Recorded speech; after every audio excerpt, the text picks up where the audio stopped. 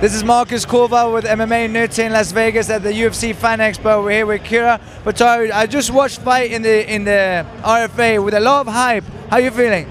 Feeling great. I took no damage. I was ready to go right after. I'm disappointed in my performance.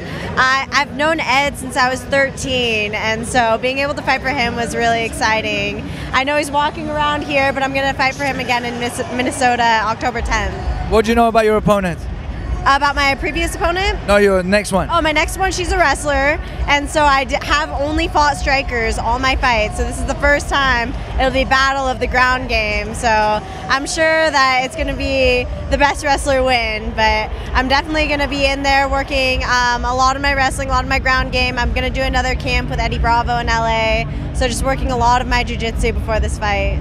So I've heard about you before. I even saw you do your debut at BAMMA in Los Angeles, and now RFA. You got a few fights with them. Last fight didn't go your way. I said before your fight, I said this won't go around, and it didn't look like it was going to go past the first round. How do you feel getting a loss on your record? But how do you feel in general with the hype? And you got a name already. Oh yeah, I moved to Vegas about a year ago, and I got the 105 and 110 belt within the first 3 months of living here. And so I definitely made a name for myself. I fought BAMMA for RFA. I'm only 19 years old, and so a lot of people are like, oh, she's young, she doesn't have the experience, but I'm young, I'm hungry, this is what I'm living for right now, and I know I'm gonna come so much stronger from this loss. Being so young, do you feel like, not obviously physical growth and learning more technique and so on, do you feel mind-wise you have the strength? You seem very calm, even when, now obviously, but even when you walk into the cage. I did come from a wrestling background. I wrestled all through high school.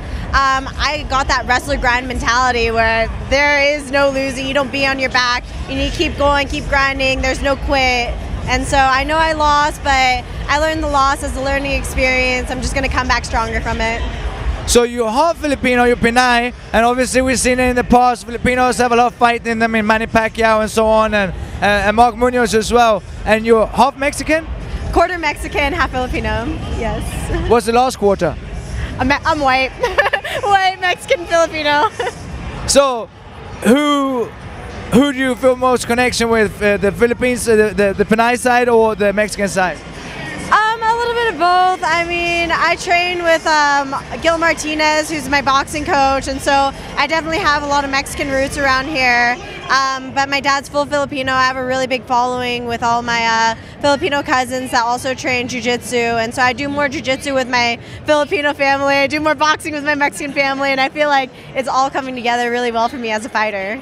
And we've seen it with the Mexican boxers and Filipino boxers as well.